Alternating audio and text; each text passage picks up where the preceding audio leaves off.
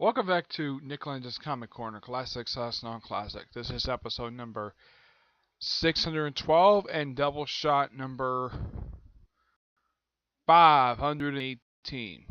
Alright, two DC trades. First up is Rann-Thanager War. Written by Dave Gibbons, artwork by Ivy Reyes.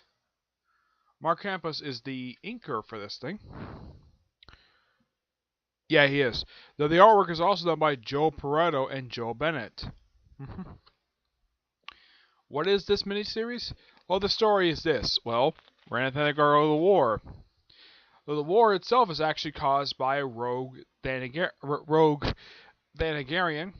who gets an energy vampire. Of course, also apparently causes the destruction of both the planets of Rann and Thanagar, where the thing gets transported to the Polaris system.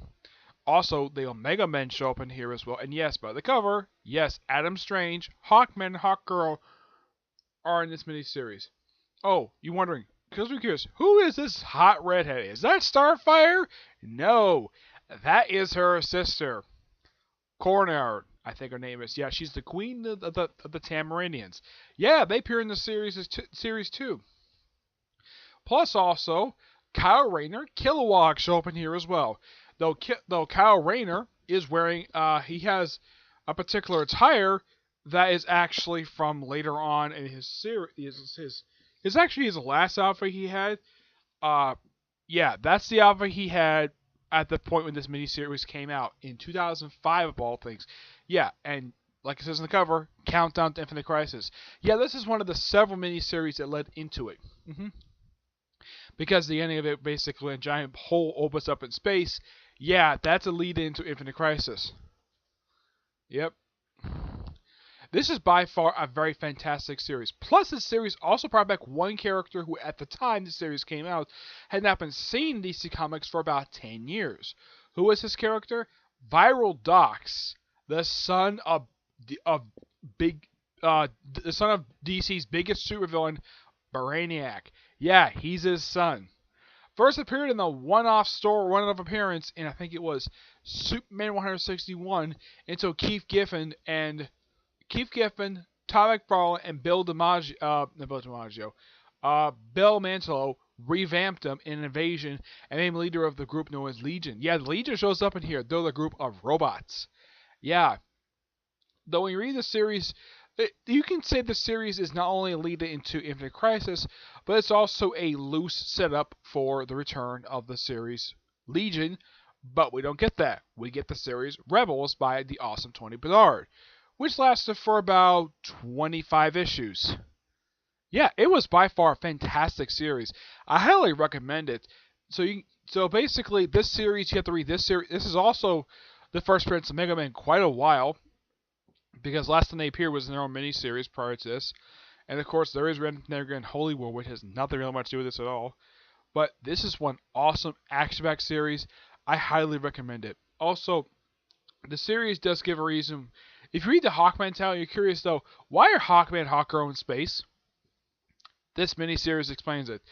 Because there is an arc in the Hawkman book during the last 5 or 6 issues of Volume 4, well, when it was known as Hawkman, before it was changed to Hawkgirl. This series pretty much explains why he's in space.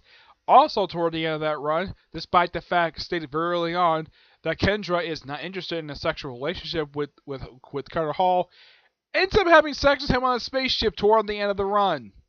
I'm not kidding about that. That literally happened. Yeah. But this fantastic miniseries, I'm going to give this one a 9.5 out of 10. This book did pretty much, it brought interest back to DC Cosmic stuff, because at that point, the only thing Cosmic that DC had done at that point, the last one they did was when they did crossovers, but the actual miniseries set in space. Yeah, this probably also gave Marvel the idea to do Annihilation a year later. Yep. Next up is Secret 6, Volume 2. Where's the thing? Money for Murder. Collecting the first 14 issues of Volume 3. Yep. Now, those of you curious, though, who the heck are the Secret Six? They are a group of B-list characters who are brought together by the actual Lex Luthor to take on the Secret Side supervillains. Of course, later on they basically branch off their own. Yeah, and that in their initial first appearance, done by Gail Simone. Yeah. The members in this group on the cover you can see is Ragdoll, Catman, yes, there's a character called Catman, Scandal Savage, Deadshot, Bane, yes, Bane, one of the biggest Batman villains of all time, and Black Alice.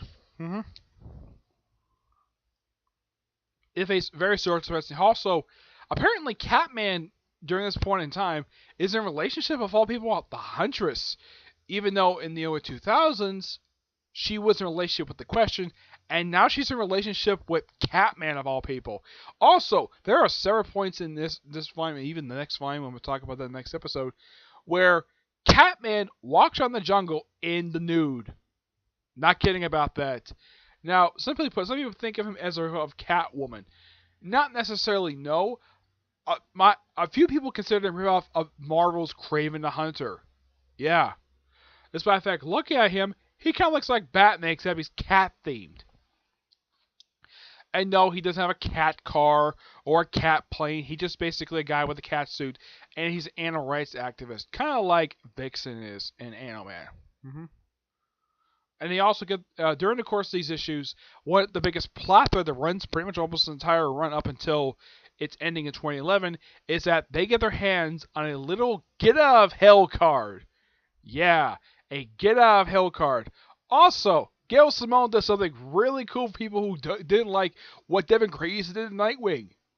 Those of you who ever read Nightwing number 93 when Tarantula raped Nightwing, yeah, Gail Simone basically gets rid of the character by having her get killed by being incinerated. Yeah, she gets blown up in here, and she's kind of confirmed to be dead. Oh yeah, and also, Lady Vic shows up in here as well. She's a Chuck Dixon character. She's like one of two Chuck Dixon characters show up in this particular series. Now, Scandal Savage herself is a creation of Gail Simone, along with Black Alice. She does show up in the series, so I'll show her a little later. Also, there's this character called Junior. Yeah, get this. Despite the fact a lot of pronunciations of this character imply to be a guy, it's a girl. Yeah, it's Ragdoll's sister, who, yeah, it's like, according to Ragdoll, his father wanted their boy and said he got a girl. Yeah. So, that's the reason why Junior looks so disgusting in here. Yeah.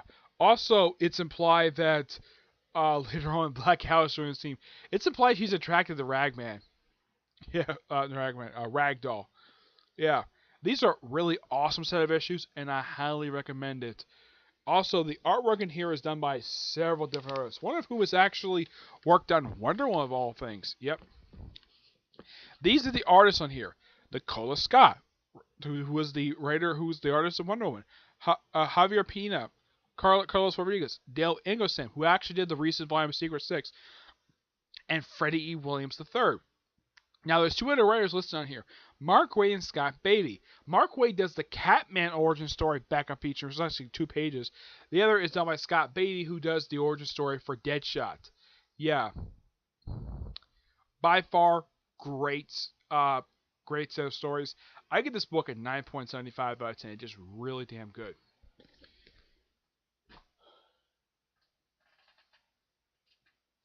Alright, so that's it for this episode. Stay tuned for the next episode, which is going to be episode 613 and Doubleshot number 519, okay? But to see you all there. Bye.